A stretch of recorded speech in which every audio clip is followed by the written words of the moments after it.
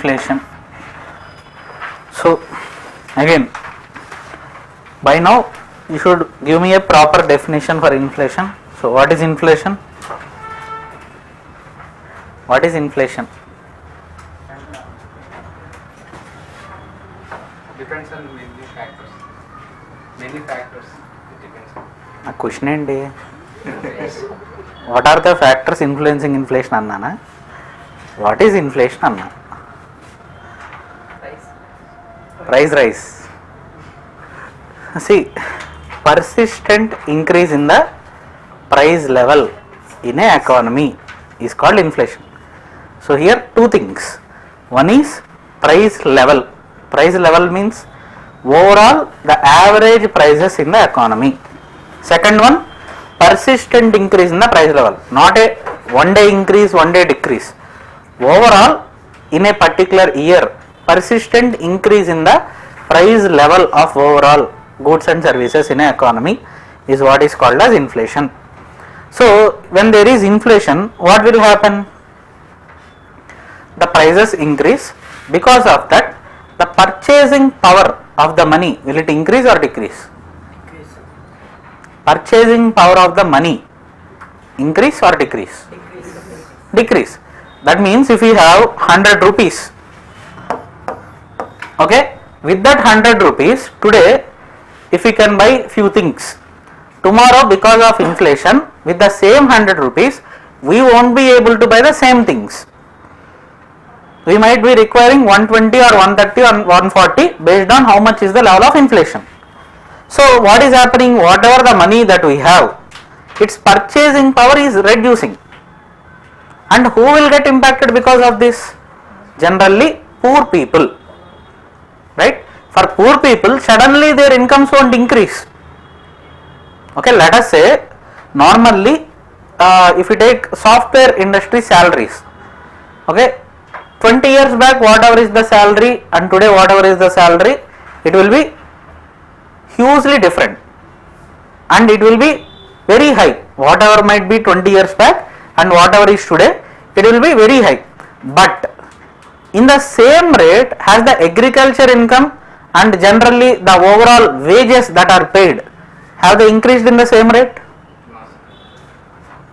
ఎంతైతే software employees salary increase అయిందో అదే విధంగా అంతే పర్సంటేజ్లో general wages or agriculture income increase అయిందా?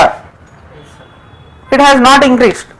So agriculture overall in our economy only if you take as such the growth rate in the agriculture sector, I told you, average is in the last 30 years just 3%, agriculture sector, whereas industrial sector 6% average, service sector 9%. That means in the same rate, at least in a proportional rate, the salaries also will increase, the income also will increase in that particular sector. But most of the people in our economy even today, in which sector they are working? Agriculture. What do you think is the percentage of people working in agriculture sector today? According to 2011 census, it was around 55%, 54-55. What do you think might be the value today? Increase or decrease? Obviously it should decrease. How much approximately do you think? Around 40-45, okay, 44, around somewhere. Next, service sector and industrial sector, what do you think might be the percentages? Out of the 56, let us say 44 is agriculture. Out of 56, how much in industrial sector, how much in service sector? 30 service, that means 26 industry. But it was almost equal, actually approximately 28 and 28. Service sector and industrial sector equal share is there with respect to employment. Now for a developed country, what do you think, where the employment should be more? Service sector. Generally service sector. But in a country like India, where do you think the employment should be more? Industry. Why? Why not service? Service sector ఎదిగే కొద్ది employment తగ్గుతుంది sir. I am asking where the employment should be created more, service sector or industrial sector? You are telling industry, but you are not giving me proper reason why. ఎందుకు industrial సెక్టర్లోనే create అవ్వాలి? Why not service sector? Very good. One point is labour intensive. What could be other reason? Lack of skilled person. Excellent. Basically, service sector jobs, where they will be? Software, banking, hospitality, hotel management, etc., etc., etc. For almost each and every one of these jobs, do you require graduation or not? Minimum graduation is required or not? Even maybe specializations are required, but minimum you need to be a graduate. And in India, how much percentage are graduates? I told you the gross enrollment ratio, it is not even 40%. That means from 12th to engineering or graduation level, enrollment is less than 40%. So how many graduates will be there? Much, much, much less. So can we create jobs for them in service sector? Those who are not graduates, can we create jobs for them in service sector? They can't work in front of a computer. They can't write a code. They don't have even a degree certificate. For them, where need to provide employment? Industries, where the employment is generally labor intensive. Okay, let us take one small example. There is a industry, Vizag steel plant, and in Hyderabad, let us take TCS. TCS has around 6 branches in Hyderabad, maybe more also, I don't know. When I was in engineering, it was around 6 branches. So overall in 6 branches of TCS, how many people do you think might be working in Hyderabad? In each branch, how many people might be working? Let us say 500, 600, let's take 1000. Okay, overall how much it will be? 6,000. That means in Hyderabad, in 6 locations it is spread, and each TCS campus will be very big campuses are there in Hyderabad. They are not small. Okay. Now Vizag steel plant, it is located in one place. It is a industry. How many people do you think directly or indirectly working under Vizag steel plant? 20,000 up. Tell me approximate numbers. Whatever you think. 10, 20, somebody said 5. ఇంకా ఇంకెవరన్నా ఎక్కువ తక్కువ? Approximately 50,000 directly or indirectly. A single Vizag steel plant is employing approximately 50,000 people. That's why when there is a agitation for Vizag steel plant, you see a lot of people. Why? And there are lot of politics involved around that, because this much amount of people are either directly or indirectly involved with Vizag steel plant. That means a single industry is creating jobs for a very high number of people, which service sector can never create. And service sector requires skill and education, whereas here not even 10% might be skilled people or educated people. అంతే కదా, majorly labour intensive works, just ఏదో machine operate చేయడం, something like that works will be there. Okay, only the engineers that are present here, they might be around 5,000. Only they will have a graduation or skills. Rest of the people are just labor. And India, because it is a developing country, okay, and because more population that we have, we need to focus more on the labor intensive sectors, okay, not on capital intensive. Service sector is always capital intensive, and today if AI, okay, becomes a norm, these 6,000 jobs will come down.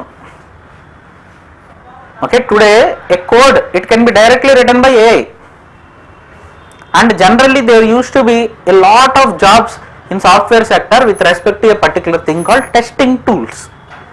Okay, when I was at the end of my graduation, testing tools, it was on a boom in the market. So if you learn testing tools, it will take like one and a half month, you can directly get a job. It will be less paying, but you will get a job. In good companies like TCS and all, you can directly get a job. It used to be called as manual testing. Testing is nothing but somebody has written a code, okay, you need to check for errors, testing that code. Okay, it used to be done manually by using some tools. Those tools you need to learn, and then testing used to happen. But now without using any tool, AI can do it much more perfectly. That means all the testing tool jobs, all the manual testing jobs, they are over in a single minute.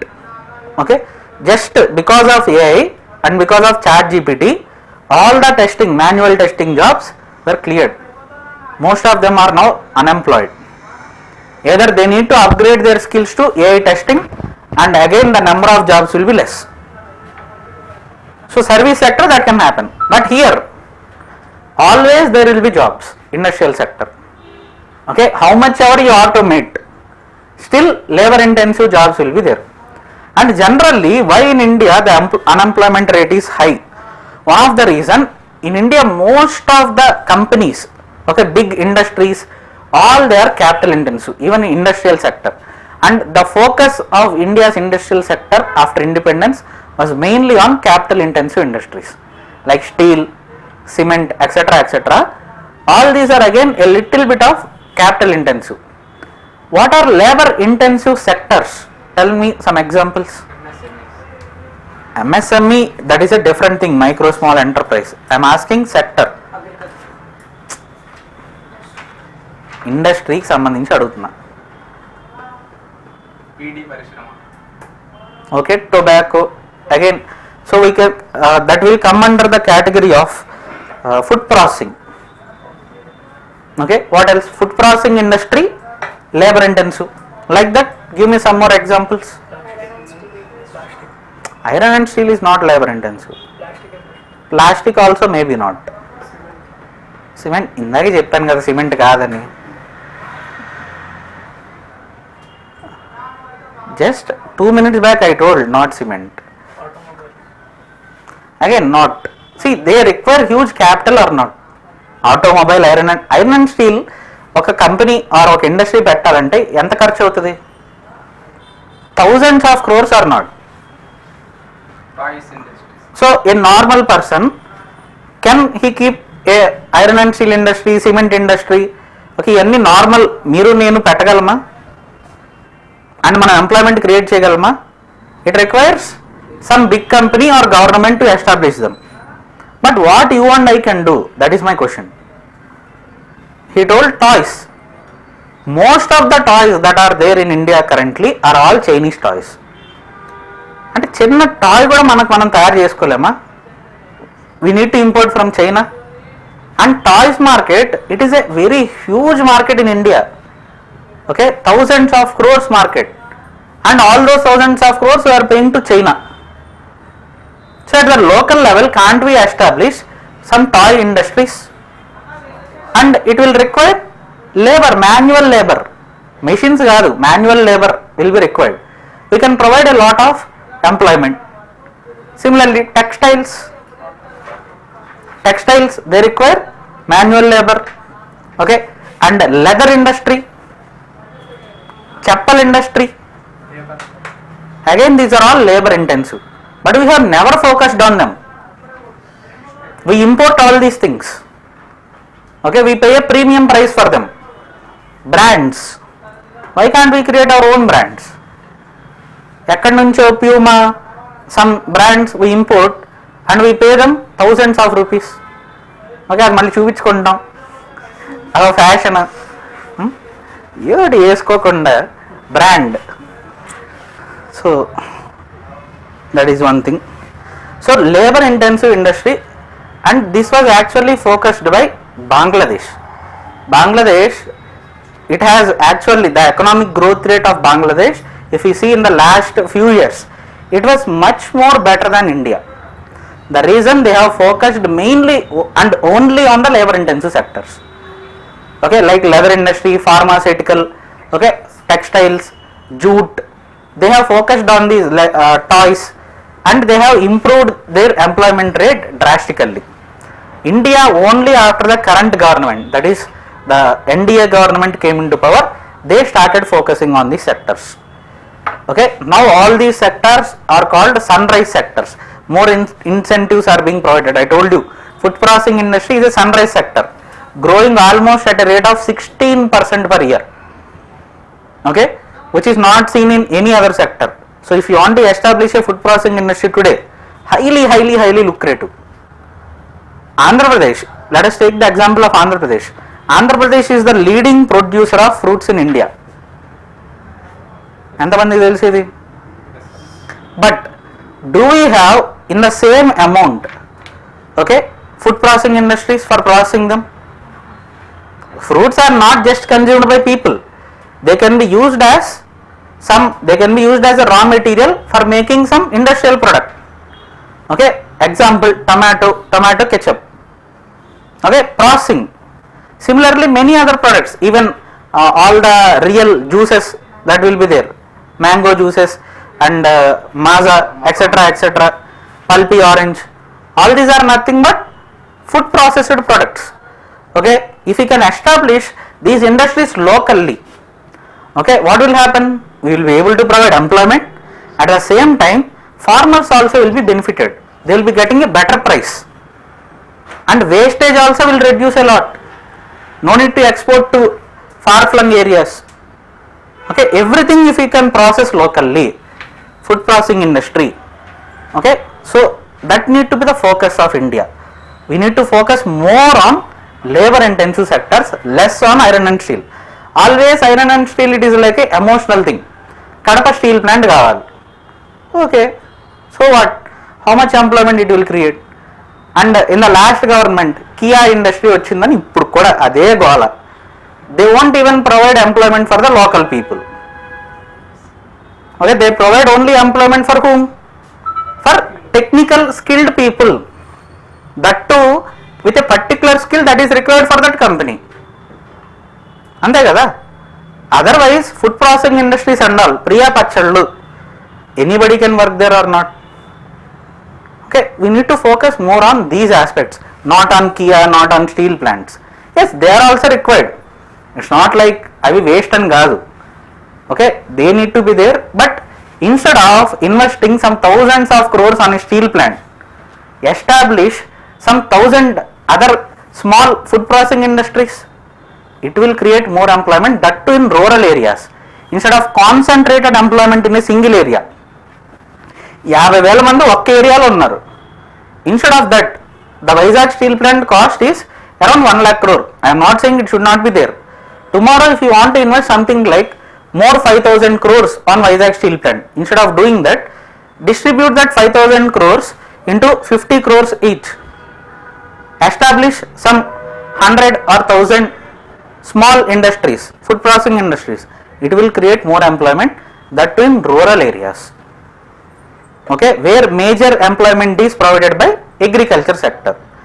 All these steel plants and all, they will be established in some urban areas, and all the concentration of employment will be there itself, which is of no use, right? I have taught all these topics because I may teach or I may not teach employment and unemployment chapter for you, that's why. Right, inflation, it refers to persistent increase in the price level.